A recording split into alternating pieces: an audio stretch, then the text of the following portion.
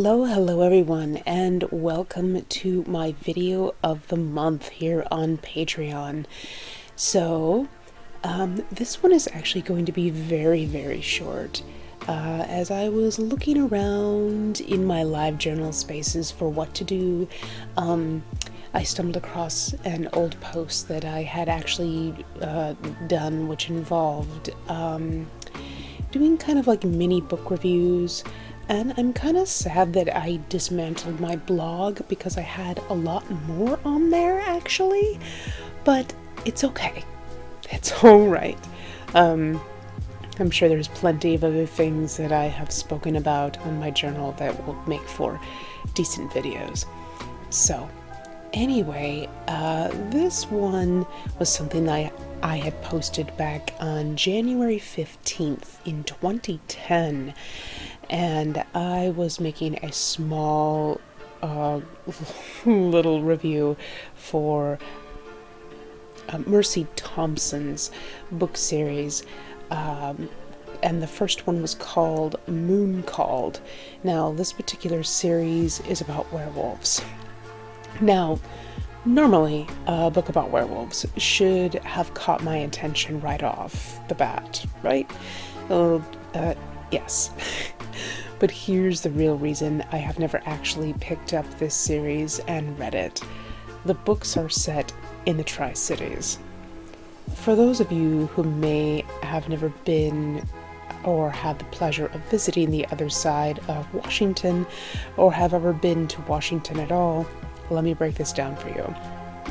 The Tri-Cities are nestled on the east side of the mountains, where the weather is considerably warmer than what people on the other side, like myself, who was born and raised in Olympia, experience at any given point during the year. They consist of 3 cities: Kennewick, Pasco, and Richland.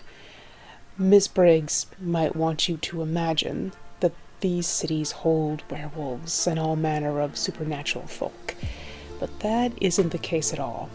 What they do hold are Mormons. Lots and lots of Mormons. Some of you might be asking, whatever's the matter with that? Well, I'll tell you. I've been to the Tri-Cities, and I am here to report that I have never felt such a wash of oppressive energy in my entire life.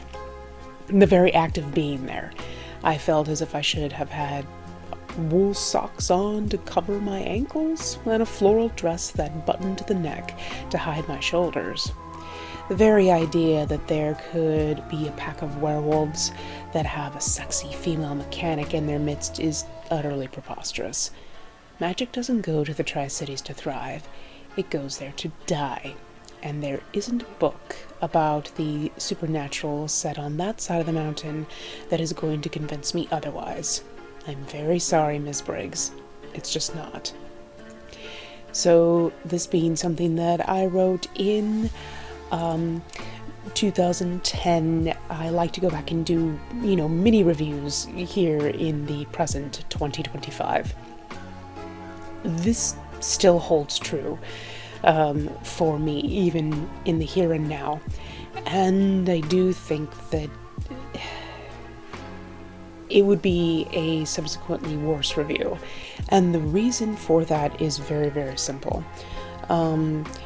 So not only does the other side of the mountain hold, like I said, Mormons, who are basically, a religious sect based in Christianity, but they are firmly a cult. I have no issues saying that in the here and now. I did back then, but that's because I didn't have the language to properly explain how I felt about the Mormon Church. And there's also, I guess, something to be said about the fact that, Ms. Briggs is probably a blue dot in what is effectively a very red county. However,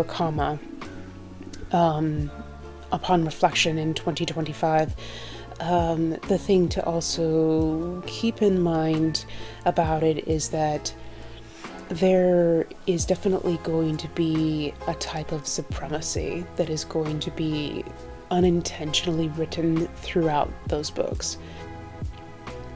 What I mean by that is you're going to have this very hot, very young, very thin and pretty white woman, who is the center of attention in, a werewolf pack that is also primarily, white males. So that is a very important thing to keep in mind when you are discussing these types of supernatural sexy books that are set in a very conservative place. And again, even though Miss Briggs is probably going to take the stance of just like, well, I am the blue dot, in the middle of a sea of red, and I wrote these books specifically for people who might feel the same way as I do. And that's not necessarily a bad thing. It's actually a great start if if you're a kid and you're queer, or, if you're BIPOC or anything. You didn't ask to be born in the Tri-Cities, or raised in the Tri-Cities around all of that, all those isms that tend to exist on that side of the mountain. But you can't just stay with this book series. You actually need to expand beyond it and probably come to the realization that, oh, okay, there's a lot of stuff that's going on in this book which is very white-centric and doesn't actually go into any other deeper realms of intersectionality.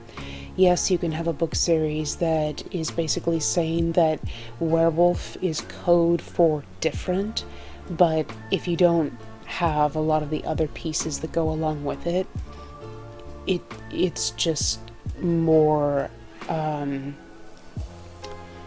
white saviorism, white supremacy adjacent in a book series.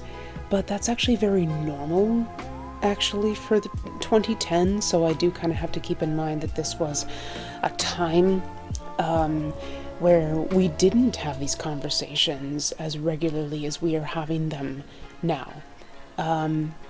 But I would still stand 10 toes down by saying, that if you read this book series or you liked this book series in the 2010s, I really, really hope that you have gone back and reread this series, and maybe if you have started to decolonize, you will catch the problems with book series like this.